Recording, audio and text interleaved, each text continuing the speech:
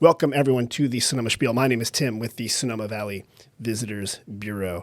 It ain't real till it's in the paper. That's a good saying. Like, it didn't happen till you read it in the paper. The second thing is print what you want. Just spell my name right. Attributed to lots of different people. I'm going to attribute it to my next guest, actually, because I think that's a good way to do it. The news has always been important. People are always talking about it.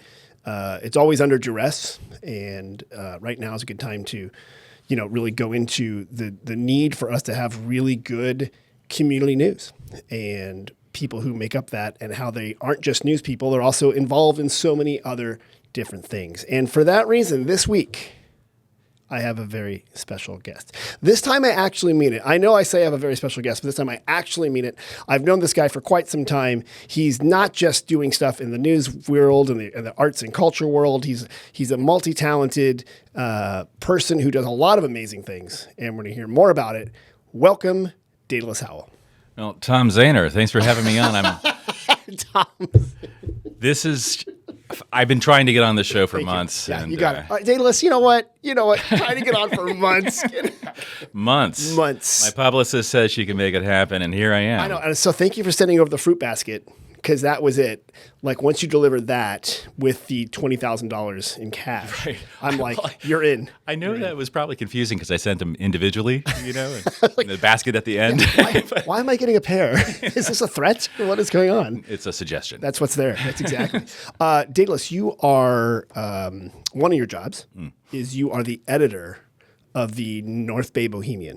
Or is it called the Bohemian? It is the North Bay. The North Bay Bohemian, which is a weekly newspaper that comes out. It's available for free. You can pick it up. You do that. I guess you're also a musician. I have played. No, you're a bassist in real life, aren't you? I have a past life where bass was a factor. Okay. You're also a filmmaker. Let me make a note for my publicist. Bass? Question? Bass. Still doing bass? And you made films, and you've done a lot of things. Well, yeah, as anyone who's lived a full life, Or in Sonoma, just trying to hustle. Well, that's really what it is. Right. Any gig in media, you're not doing just one job. You're doing about 50 jobs. Multiple jobs. Yeah. And I was going to say, but right before we started recording here, you used to work for the predecessor for this station. I did. Three House Multimedia. Yeah. And the papers then were the Sonoma Valley Sun, and that I was one of the editors of. Okay. Features, arts, something like that. We had a magazine, and then I had a presence on the radio. I was on the morning show frequently. You were? Okay, SBY, 91.3 FM. And with Bob Taylor, we did a lot of movies for the TV channel, and they still play, by the way. Like, he still has some of the old ones on the local TV channel. I do love, for those who don't know, that Sonoma Valley has its own TV channel, Sonoma TV, a very clever name. It appears on, it's like the cable access channel. Well, I mean, it's more than that. Go. It's an institution. No, that's what I'm saying. It's not like no, because you're right. Because it used to be like community access channels were, like Wayne's World. Wayne's World has a whole joke about but it. it streams online too. It's embraced contemporary. No, and that goes back. That there's so many actually good musicians in Sonoma. Like, actually, for being a small town, that you have tons of recordings of really good performances that they play. It is outlandish how much musical talent is here. It's kind of weird. Why is that? Just a concentration of types. And what really gets me, it's not that they're transplants that have come from Austin or New York or other places like Nashville. They're homegrown. Most of the greatest players here are from here. Yeah. And I don't know why this place hasn't popped as like an Austin yet, or a Seattle of the 90s, but it's so close. I think it's because everyone goes to bed at 9 o'clock. There's that, and they're all drunk, but ergo bedtime at 9. But exactly. No, you're right, because like there's the city limits. Let's just city limits, like 8,000 to 9,000 people. The valley itself, let's say it's 40,000 people. Sure. It's not a huge spot, but when you start looking at the music that's playing at Sonoma Speakeasy, at Buck's Place, at all the different locales, there are really good bands here. And I still haven't figured out why that is. But 1 out of 10 people is probably a virtuosic level player. It could be. No, I'm serious. No, Tommy Thompson's in the next studio recording, and he's like a kind of a country swing kind of guy. And then another guy comes in. I heard this guy play. He played for Santana and stuff. And I'm like, who are these random people? But they show up. Anyway, Daedalus, where are you from? I'm from Petaluma. Oh, yeah, big city. Yes, just over the hill. Yeah, Chickaluma. It took me years to get back there. So it's about 15 minutes away, 20 minutes away. And did you grow up there? Born and raised? Did. Okay. I started, as most of us in Sonoma County, a lot of us native here, at Memorial Hospital in Santa Rosa. Oh, okay, let's go back. Let's go way back to way back when. Right? So, but check this out, man. Here's a fact what I picked up. Philip Marlowe, the detective, Okay, right. Evan Chandler's guy, Yeah.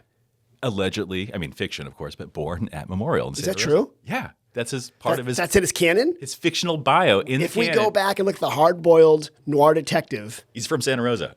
I did not know that, for real. Yeah, blew my mind. And it gave me new affection for the place. I was like, hell yeah. I Man. like that. Yeah. But yes, Santa Rosa, Sebastopol as a toddler, and Santa Rosa again, and then Petaluma. Got it. Okay. And then Petaluma through, teenage years. Okay. And then San Francisco. Okay. Then eventually back to Petaluma. Got it. You can stop me anytime. And No, then keep going. and then LA. Okay. And then from LA direct to Sonoma. And that's Back to kind of here. where I restarted my relationship with the area. Got it. You kind With a sidebar in Oakland for a bit, and then finally Petaluma. Wow, you have been around. Well, I've been within a 500-mile radius. He's been around. Big as hell.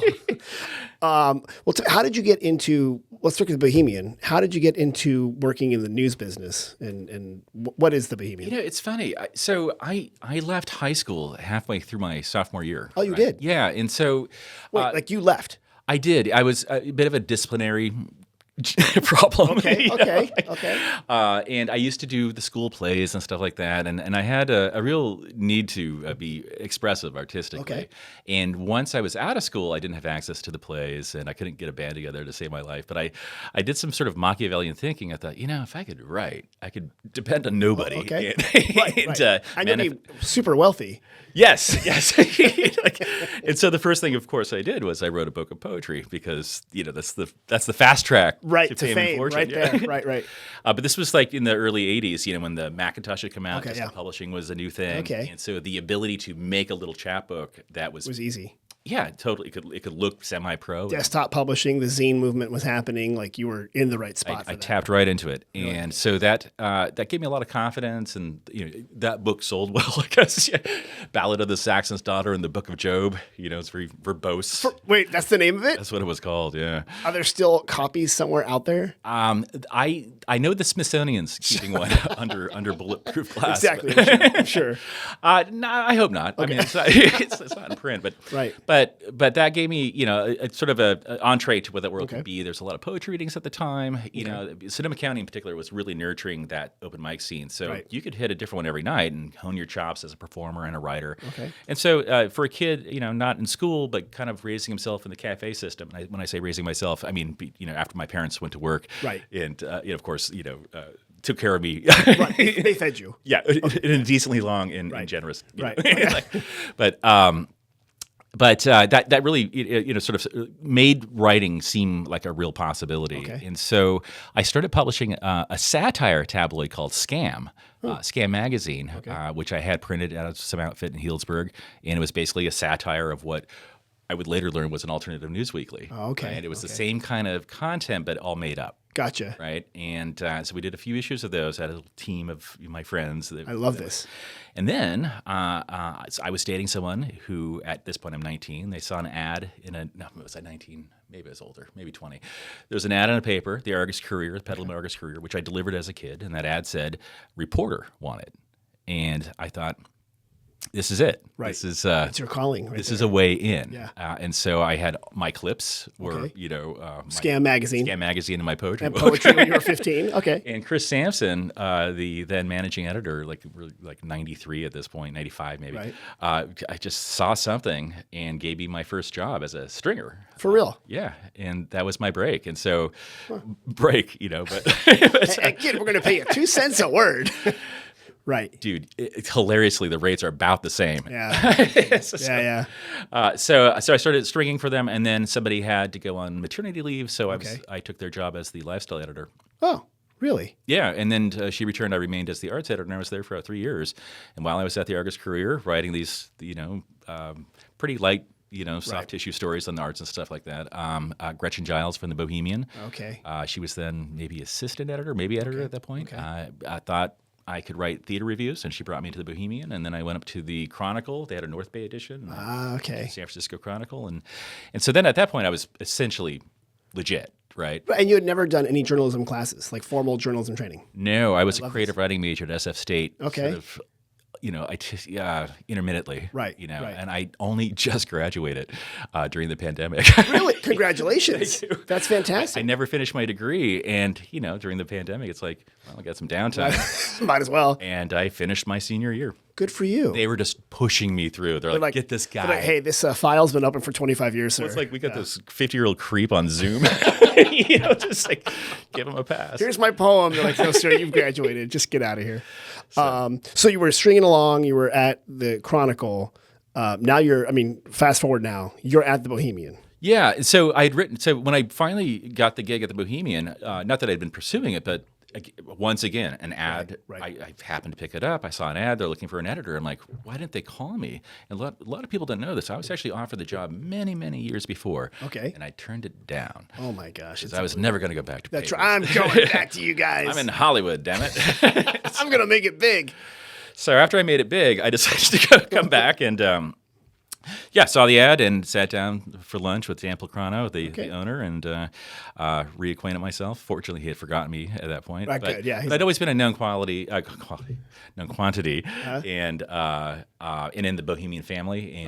And at that point, I was hosting things for them, even though I wasn't a regular. Oh, sort of like that. Because what's cool about the we call them the alt-weeklies or the weeklies. Yeah. They also do events, and they do stuff like community-based and kind of get people involved. So I'm going to talk a little bit about Bohemian, but I'm going to talk about your other stuff. That you do, of course. Okay. No. I do have a question. You guys are famous for things like best ofs, right? Yeah. Is this like probably your biggest issue? Every year, 104 pages of madness. It's just that people vote for these. The readers vote for this. The readers, like the public, they do. The actual voting public. It's the one thing they vote for that they get right every time.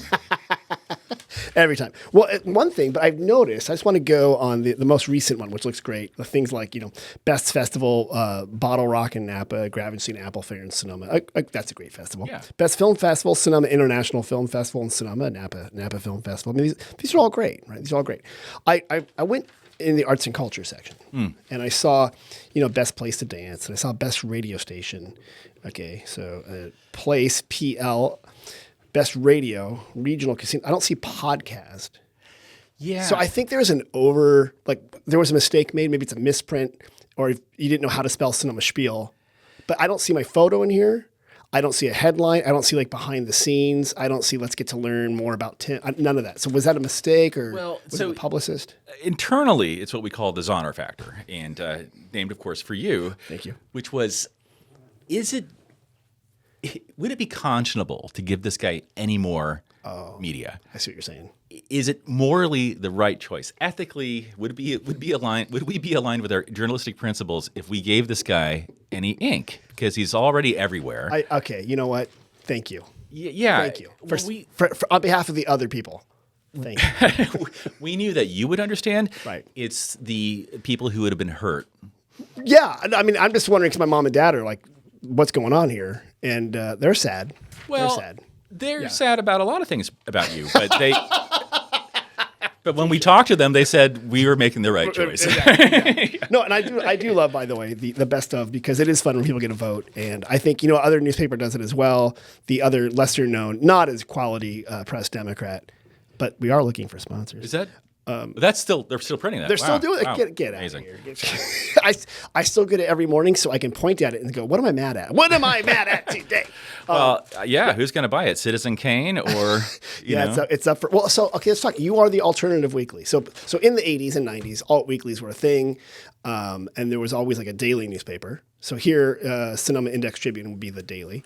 And then there was the alternative paper, and that was either sort of where the head shops ran their ads, right? Because they would print those, or like a different take on things, right? Usually the owner had maybe a less standard viewpoint and wanted to get it out. Yeah. Yeah, it's either grudge, weed, or massages. I think. Yes, in the back there, right. The sin page is in the back. Is that still the role of like alternative weeklies? Are they still alternative weeklies? Are they just news weeklies? What is that ecosystem now? That's a great question, and something I think about a lot. So going back to the golden age, we can reference like Village Voice, for example. It's sort of like the perennial, once perennial star of the alt weekly world. Right. That I think defined the agenda and that zeitgeist that you're speaking about. And one thing I've done in the 5.5 years I've been at the Bohemian, I hope, is I've tried to bring that vibe back to the paper. Not that it had wandered too far astray, but we kind of doubled down on that kind of coverage. And the reason is you have to have the loyal opposition. It's not like we're a replacement for any news source. In fact, if you're only getting your news from the Bohemian, you're one of the least informed people. Right. But we're a complement to those sources, and we give you not just a different angle on any particular story or issue, but we tell you the things that often fall through the cracks, especially when it comes to the arts, which is my bailiwick and something I've been really adamant about ramping the coverage up for. Right. So hopefully you find somebody or meet someone or get that massage or that weed that you need from our publication. Right. So I saw the Bohemian. Right. Well, and I think you guys also have the space for longer form journalism pieces that would sometimes go underneath the cover, right? So usually like the day-to-day media does the horse races stuff, right? This meeting happened, this happened. And there isn't a lot of analysis because they're just always churning and churning and churning. Right. And the alt weekly, especially here, it was San Francisco Bay Guardian, Guy Brugman, he just had a big, he and PG&E, like he hated PG&E. Right.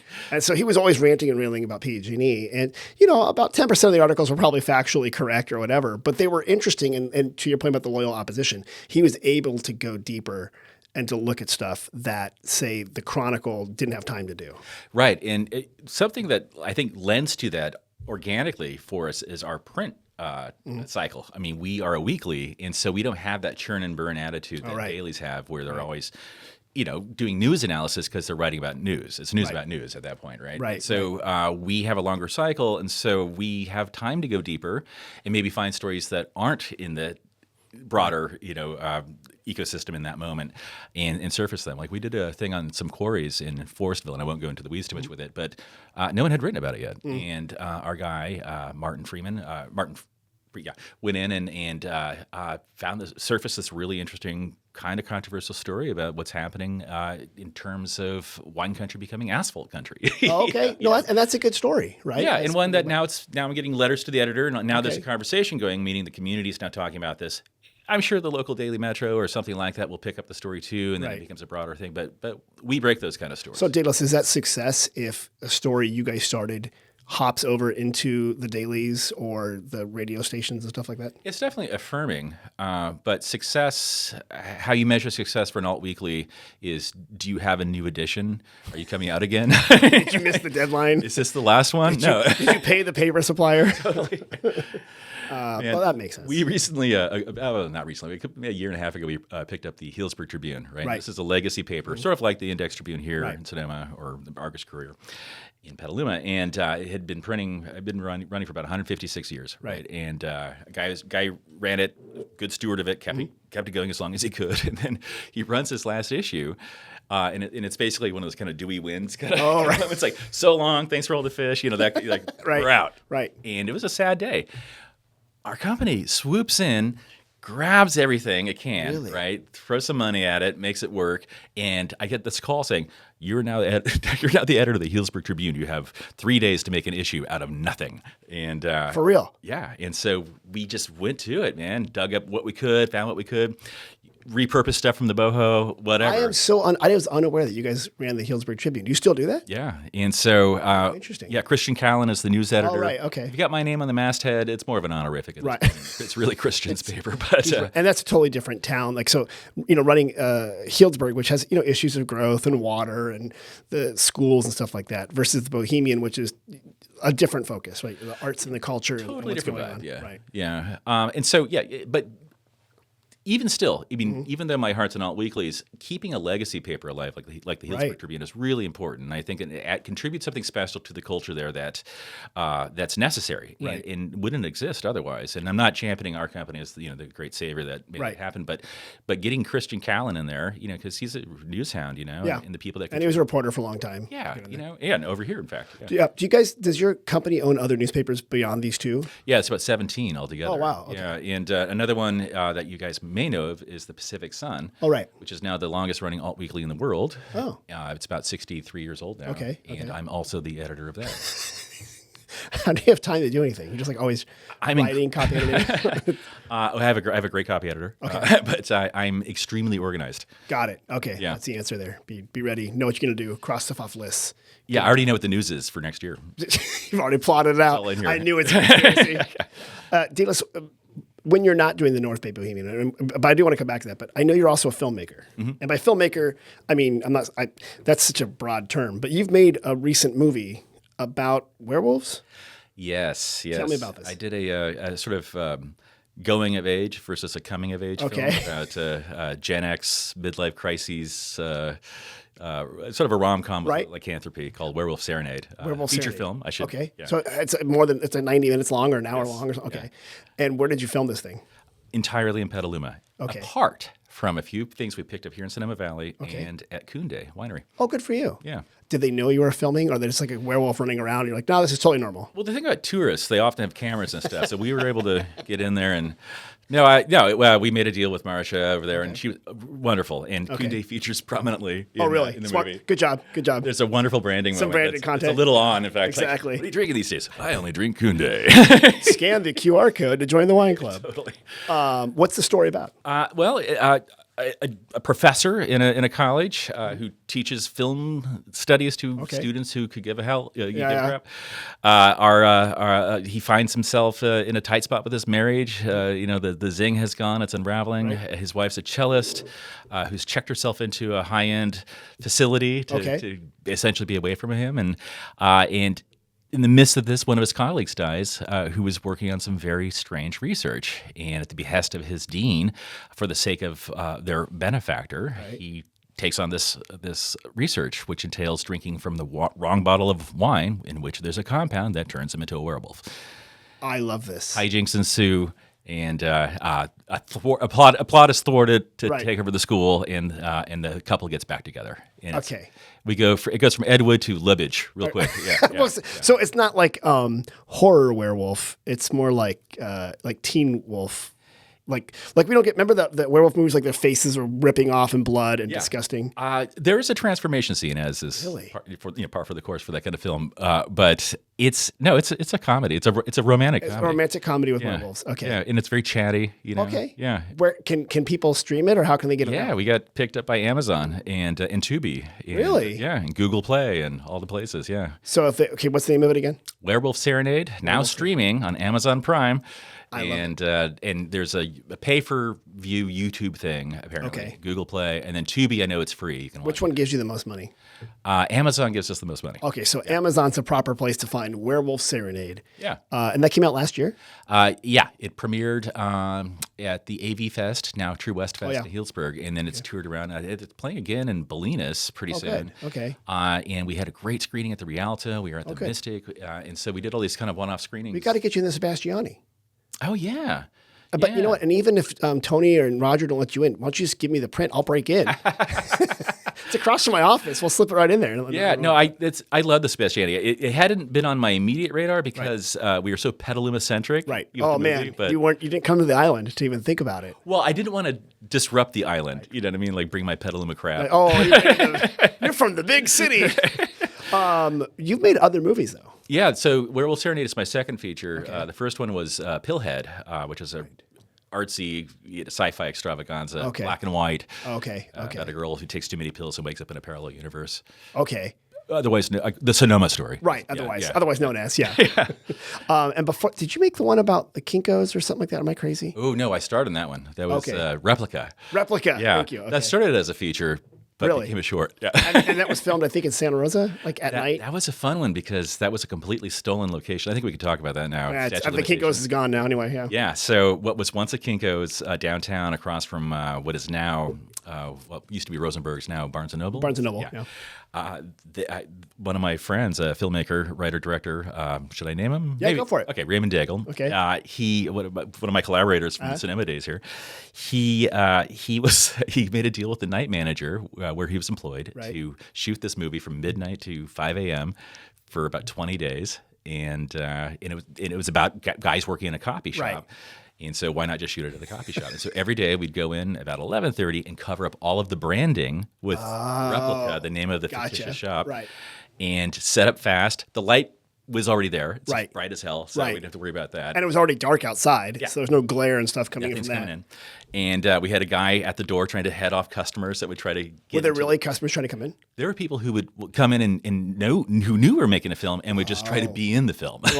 Oh my gosh. In the background, making endless copies. And and it was a fun little story, and it played out in some festivals and stuff. But the coolest thing for me was I had to go back east. We were doing some documentary on Annie's Homegrown, or some mac and cheese company, right? I'm at some expo interviewing Annie. She was cool, and I had to ship a bunch of gear back through one of this company. Had an outpost there in the airport wherever I was, and the guy taking my stuff looks at me. He's like, "Hey, are you?" And I looked at him, and he looked at me. He's Replica. I'm like, "Holy shit!" Yeah. Look what you guys did. You made like a company-wide cultural thing. It was a cult hit amongst copy shop among guys. the Kinko people. Yeah. I love that. It was really fun. Did Raymond ever get out of Raymond Scott Daigle? Did he ever be able he to went leave? to jail. So the issue. He went to jail? No, he didn't. He did this film, and it was a whole situation. And there's a chase. There's a slow car chase through the springs. Like he did, but like wait a minute, because he made a movie about Burning Man that he submitted to a film festival I was involved with, and so he's still making films. Though, yes, right? he is. Okay. Yeah. In fact, he was the director of photography on Pillhead. Oh, he and was. we were this close to getting him back for Werewolf Serenade, but he had some stuff going on. No, his cost is too high. Yeah, good job, Scout. Well, yeah. Once he got the award from Pillhead, it was like he's like, you don't know who I'm dealing with. I outpriced my own guy. Yes. I know it happens. What do you enjoy more, or like, do you like the news business? Do you like the movie business? Are there different facets that you like? Well, Tim, I'm in the storytelling business. Hold on. Cut to sepia tone. Cut to slow motion. Thank you. Maybe like some wind blowing in the back. Yeah. Well, I'll have my video editor add that in. That's right. So you're in the storytelling business. Listen, man. I work in alt news weeklies and I make indie films. Right. I got to do it all. No, you're in the sweet spot. My album's coming out next week. Just keep going, man. Find them on SoundCloud. Yeah. What I love about the papers and what I also love about filmmaking is the collaborative aspect. So I get to work with really talented people and do really cool stuff, and on a deadline. So which is crucial because that's the only way stuff gets done. Desperation is inspiration. Yes, and so that's I take it real close to the bone. Good. And then but it works. And so my next film, and I feel like an idiot talking about myself the entire time. Is this okay? That's the whole idea of the podcast. To be an idiot? For me to interview you. To make me look like an idiot. I see what we're doing here, Tim. So my next film is called The Press Club, and it's about working in an alt-weekly. Oh, I love that. I was telling Steve Jackson this the other day, because of course Jackson's in all my films. You should be in the next film. Oh my God. I would love to be in a film. Yeah. You're a natural. Yes, man. I'll just be the guy trying to get into the copy shop. Yeah. That was you. I need a passport photo now. I'm going to pull up the film and say, enhance. Exactly. Enhance. There's Zahner. Click. No, so it's an alt weekly called the Free Press. Wait, the Press Club. The Press Club, and it's about a burned out journo and some nepo baby failed influencer who have to save a paper and tell the story that nobody wants told. I like this. Maybe with psychic espionage and stuff. And so it's so there's always like a supernatural aspect to your films.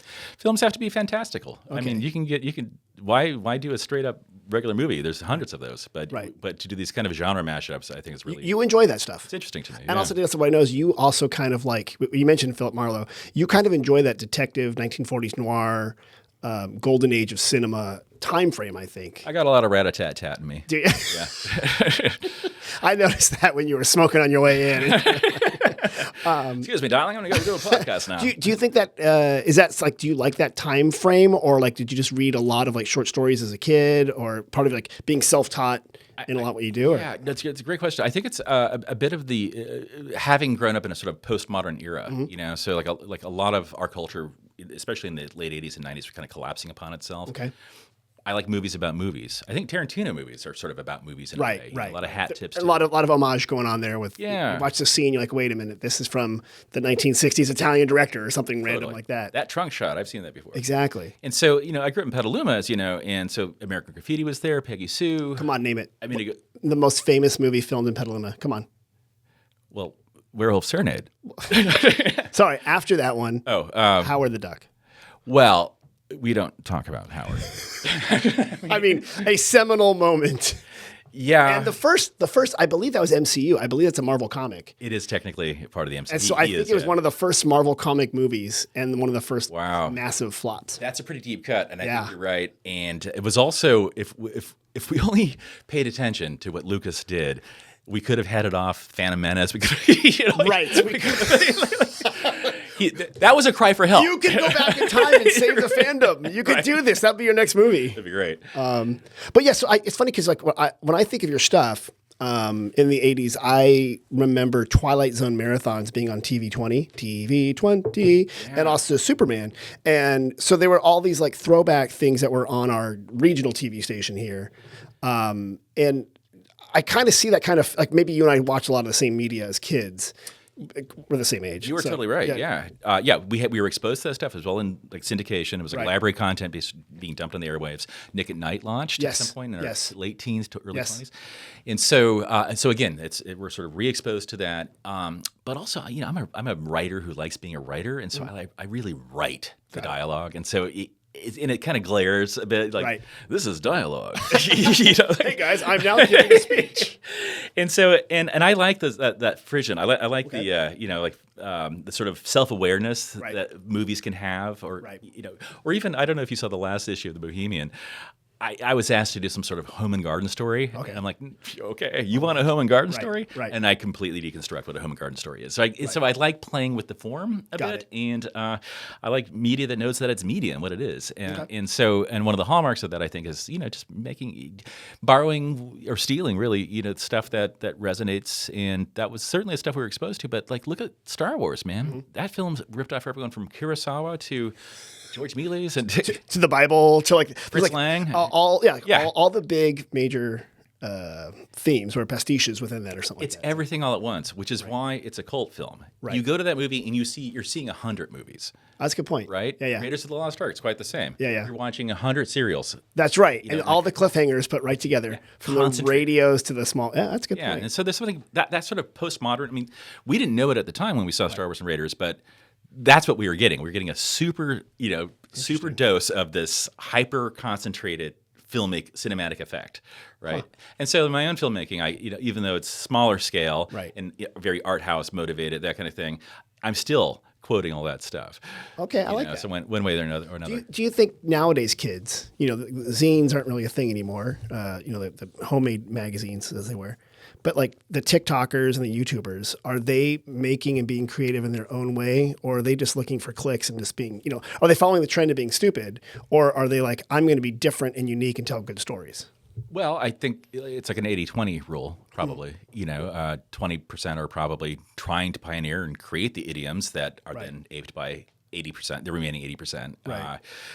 I think there's always innovation in any medium, and the stuff that breaks through for those reasons. And there's always going to be clickbait, but there's always been crappy TV and crappy movies. There has always been crappy TV. You're absolutely right. I mean, Pulp Fiction. I mean, all those books. I mean, so it's true. It's just what it is. Yeah, the dime store novels, but then at the same time, there were, you know. But some break through, like Philip Marlowe breaks through as a character, you know, and so That's it's like. Point. So yeah, you just have to. It's just there's so much more stuff now. It's the amount of content, the ease, you know, with which you can make stuff.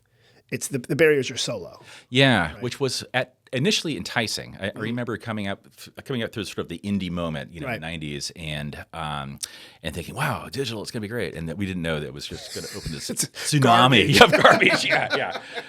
Right, because you used to have to, even with videotape, you were editing on these decks, and it was very laborious and taking a long time.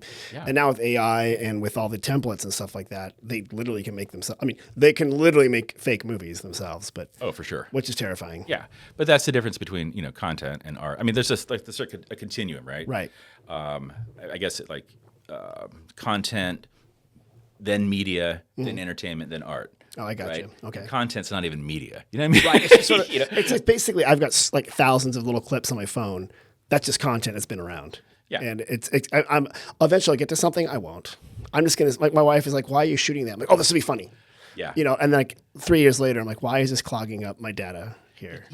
Every now and again, Yeah. you may find that you have a shot that fits a thing. I might. Yeah. When we do our werewolf movies and our pill movies and stuff, we shoot on there's just nice big rigs and Right. stuff.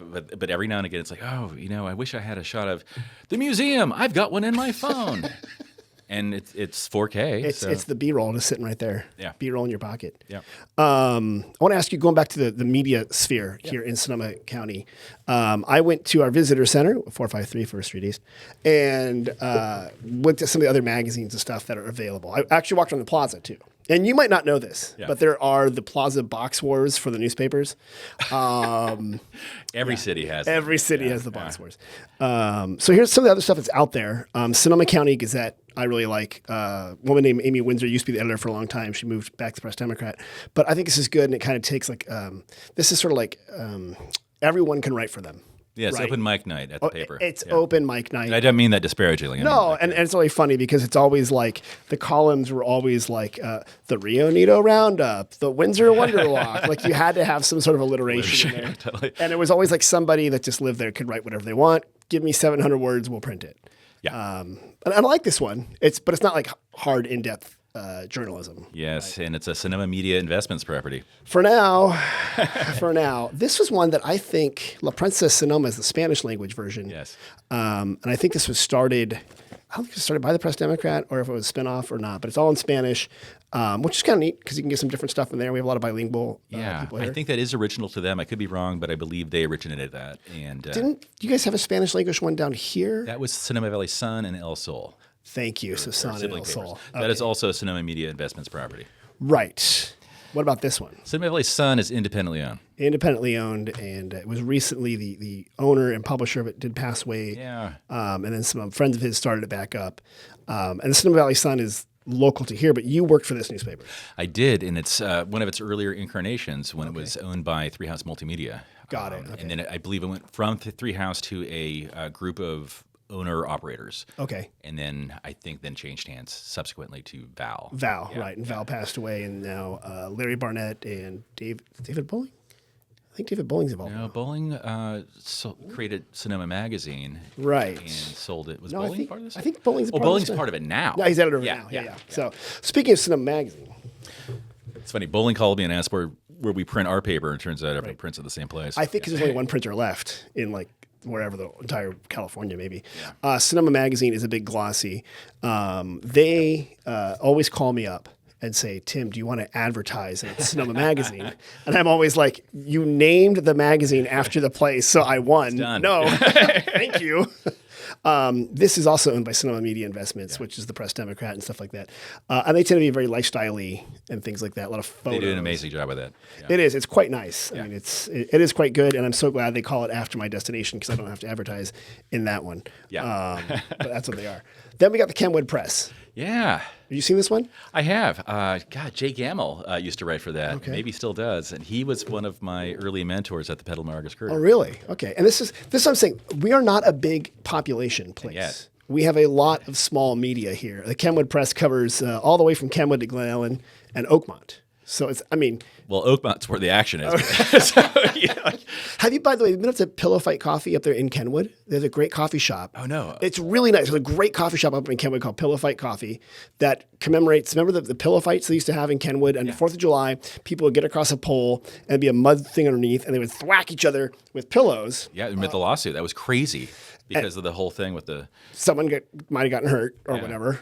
You didn't know about this? Somebody was cheating with a horseshoe. I heard there was a rock or something in a pillow. Yeah. Was it a horseshoe? Horseshoe. Is this I true? don't know. I don't know. I had you for a minute. I heard there was something going really? Oh, on. God. I don't know. Someone got hurt. Anyway, I mean, or they that's got too inevitable, big, or who knows. Yeah. And maybe that case I'll be apocryphal. The other story, the other ones we get here, Wine Country this month, which is like just a lot of stuff that's going on in Started as an auto magazine. what? Yeah. Like automotive. That's not true. Get the hell out of here. I'm like, get out of here. I'm sorry. I got to Daedalus, stop. what the? I'm just get out. I'm enamored with the fact you found all this stuff. 101 things to do Jesus. in Marin, Sonoma, and Napa County. This one doesn't come out monthly, I don't think, because you'd have to have a new 101 things to do. It looks like a coloring book. It is kind of color. Yeah. All right. Here's the best one. Okay. Oh, yeah. Oh, the Sonoma Valley Visitor's Guide. Yeah. That one's really good. Well, that's real journalism. That's right there. real. Actually, you know what? We do actually look 7 unforgettable culinary experiences in Sonoma Valley. You can license that from me if you want. As you license that Unsplash imagery. Get out of here. Wine grapes came to Sonoma 200 years ago. Look at it. We got some good stuff in here. Yeah. The Sonoma Valley Wine Primer or Primer, depending on how you pronounce it. Yeah. We have a lot of media. Yeah. And a lot of printed media. Great trim size, too. It's 6x9 with a spine. Yeah, so the whole idea here is that you can put that in your cargo shorts and walk around with it. Literally, so it's Sonoma Magazine prints it for us. So, because to your point, we all use the same printer. We do. Yeah. And that guy's making a mint. Yes. A lot of print media for this area. I'm with you. I'm astonished. I didn't realize it was this much. But yeah. But it's not just for our readership. It's for the tourists. Correct. Right? There's a lot there. Quintuples are. Right. So if had we had the same population in the Central Valley or like in central Iowa or something like that, there might not be as many publications because I think visitors induce publications. True. But we are still, I wouldn't say we're a news desert, but there are only a few limited sources for news. If you count broadcast, we cover more bases with KRCB and One Country Radio and that kind of thing. KSRO and stuff like that. But we're not like what we used to be. You're absolutely right. But what's the role like Nextdoor and the Facebook pages have taken for local media? Well, user-generated content, right? So first off, is it true? Or is it well written? Yeah, is it slightly racist at times? In general, some sort of somebody's grudge, Right. So I mean, so we've gone from content not to media, but maybe information. Right. Maybe data. Well, it's weird because I see a lot of governments used to use the media as a way to do, public awareness, like construction's happening at this place. Sure. So they would take out an ad or send you guys a press release. But as that went away, now you see them on Nextdoor. But then you see like real time, like, I can't believe you haven't fixed the potholes. And I'm like, the poor city is trying to tell you they're trying to fix the potholes. Well, we've also seen that media, that outreach brought in-house. So like you make your own publication. I do. Right? Yeah. And I think that's a trend for many agencies. That's a good point. That's a good point. Why mediate your media? You could just put it out. Are you saying that we have seized the means of production? You are your own means of production. I do see, though, general media literacy in the age of social media, I think it's gone down. Way down, yeah. And this might be the corollary. Like my kids actually have very high media literacy and the ability to know what's not real on the internet, and they're in on the joke. People our age and up who were raised where, Walter Cronkite, New York Times, that there were these mediators and professionals and a very high barrier to submit information might not understand that the barrier is so low now that the news they're consuming is absolute BS. Yeah, no, to your point, first off, your kids have the same irony gene that you have, so they can perhaps, Yeah. But I did a recent, I watched a spate of sci-fi movies from the 80s about psychics. Okay. Something I'm researching. And in two of them, Dead Zone with Chris Walken and Carrie. Yeah. Right? With telekinesis.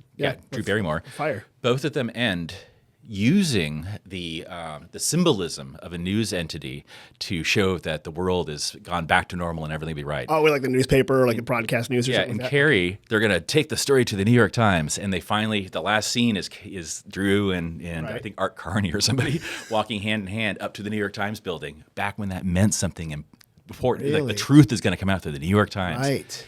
Dead Zone, the plot is a guy running for senator, played by Martin Sheen, it's deduced by Chris Walken playing a psychic that he's going to launch a nuclear war, right? Okay. So Walken takes it upon himself to take him out of the picture, which leads to the situation where he's not wounded, but mortally wounded, psychically wounded in his campaign, and when they reconvene as Walken is dying, Right.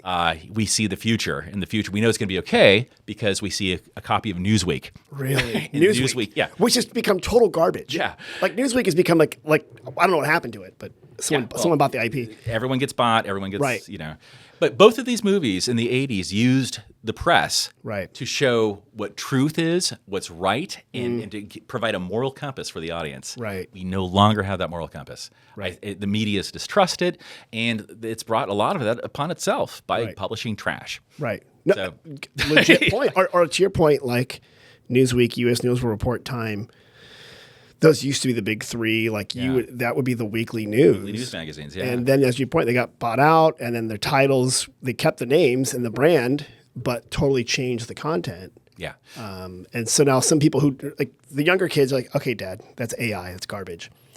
But grandma, who's like 75 and goes, oh my gosh, look at that. You're like, no, that's not real. But has that inability because for 70 years, that was real. We had exactly that phenomena happen at our house. Oh, really? Kids going to New York, doing a college tour, Right. And grandma flips out, but that's where all the protests are. And she cited all this garbage from some garbage news source. And there's more specificity, obviously, right. But it's sort of like, oh, she got played. And Right. Now Well, this is in my house. So, yeah. Yeah, you used to worry the Satanists were coming for you or the communists. No, it was just social media. Dude, I would kill for a satanic panic, man. You know what's funny? What happened to Satanic Panic? Well, it turns out Satan's made up. It was like Ring Around the Collar and Satanism were the two things we were worried about in the 80s, and I haven't heard anything about them. I'm Satan somewhere there with a Somewhere dirty collar just planted. Ring Around the Collar, we got you.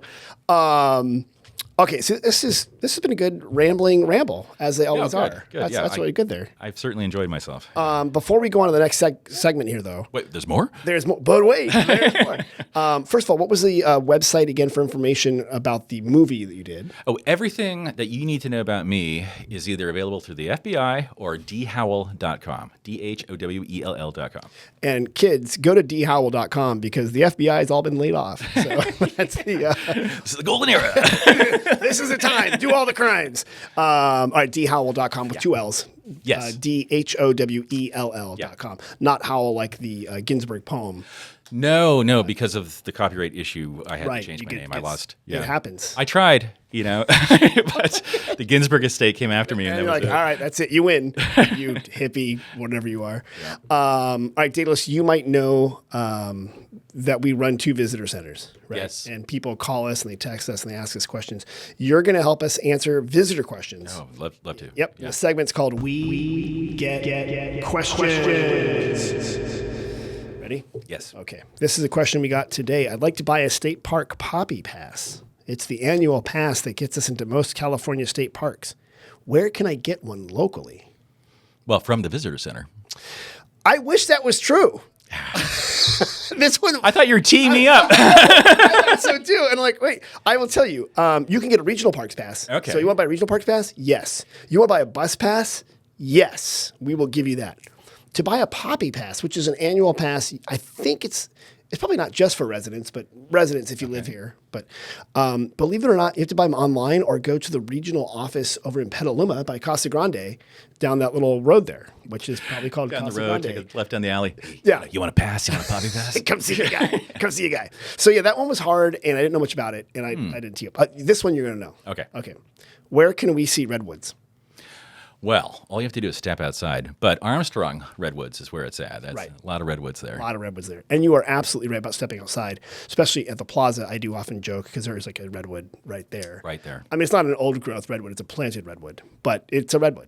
And you probably got a fair amount of them in Petaluma on the west side over there, I think. We do.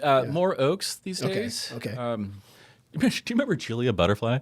Yes. Right? Yes. Luna, right? Yes, she sat in Luna For 2 years. For really? Yeah. Wow, that's a long time to hold go in the I bathroom. mean, she had built up a whole. Oh, so she had facilities. Yeah. Okay. Yeah. I mean, a branch, I guess. Don't go near that branch. Yeah, she was up there. Was that like the 90s, early 90s? Yeah, 90s. And it was to save trees up in the North Coast. From loggers. Yeah. And so by being in it, they wouldn't cut it down. And it worked. I was in L.A., right, at this place called Real Foods Daily. It was like a vegan, hipster. As you do. Yeah. Were you doing yoga at the time? No. I was trying to get an agent, and I'm having a conversation with this person, and next to us is another table, and they wanted to-go boxes, Right. and the server said, "Well, do you need the boxes? Come on, let's save some trees." And one of these people said, "No, it's okay. I know Julia Butterfly." Did like glowing come from behind them, and it smelled like patchouli and amazing. And I always think about that when I think about the trees up here, and I'm like, I know Julia Butterfly. Someone in LA is just dropping that. Yeah, LA. Armstrong Redwoods. You can also go, there's some redwoods at Jack London State Park, there's some redwoods. And believe it or not, if you go to Sonoma Mountain Zen Center, it's really funny. When you go over the mountain and come back down a little saddle on the way towards Roanoke Park, between the two of us, on Sonoma Mountain itself, there's a beautiful little grove of redwoods in there. It's funny. The street is a normal road, and then it's really narrow, and you just go through a cool grove. But that's just to see them. I mean, to really walk through commune with them. Yeah, Armstrong Redwoods. That's right. That's where you go. Okay. This one came today. I was near Sonoma City Hall at noon, and everyone was honking at the crowd of people in front of the palm tree. What's going on there? All right. So a duck from the duck pond flew into the tree, and we know these ducks don't usually fly. They're not migratory. Their wings may be clipped, but a duck climbed up the tree and laid an egg. Close. Oh, that's so close. All right, good. Every Friday at noon, and sometimes every Friday at 5 o'clock, there is a political demonstration in front of Sonoma City Hall. Okay. And they demonstrate now, and so there's a big crowd out there, and people honk their horns as they go by, like, yay! And so that was what's happening. And so from noon to 1 o'clock every Friday, you will hear a demonstration. Honking. Except people honk like as they go by, like a duck. See what I did. I am psychic, Tim. I think geese honk. Yeah, I think you're right. I think ducks quack. I mean, if it quacks like a duck, it's a protester. Yeah. We are looking to get photos of trees and flowers in bloom in Sonoma. Where should we go? Okay. Might sound strange. I would go to the cemetery. Really? Yeah, I found that the flowers there are always in great shape. They're always blooming. They may be artificial, but they're usually in good shape. Actually, that's true. Year round, you can find blooming always flowers. The same. Sometimes they fade. That's right. But they're always blooming. They're blooming. Actually, our cemetery is a good place to go see. That's actually funny you mentioned that. We have good flowers in the cemetery, some of which are wildflowers, Daedalus, not just the ones that are silk flowers that are put there. There's also a lot in the Montini Preserve and the Overlook Trail area. Yes. And a lot of vineyards. Just go to a vineyard. There's flowers out there.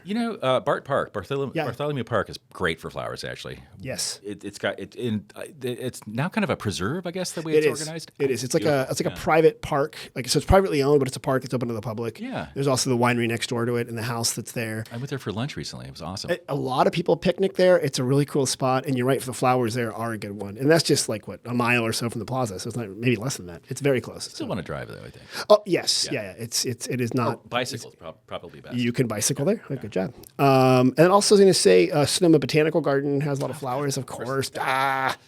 That's a good they one. put it right there in their name. But I was also to say, if you want flowers that are grown, the farmer's market has beautiful flowers that are locally grown, like Oak Hill Farm and stuff like that. They're not, in the field that you're running through, but there's beautiful flowers. That's wonderful. Trees. Yeah. That's what you get. So you answered all the questions correctly. Oh, thank God. You can now work at the visitor center. Did I get the job? You got the job. Oh, gosh. Good. We'll get you a desk so you can do the newspaper and stuff like that. Oh, I thought it was a remote. No, this one you got to do in person. Daedalus, you are wonderful for coming on. I'm glad that you were talking about the Bohemian. Yeah, who canceled? Like what? Shut up. Get out of here. Your publicist is working so long.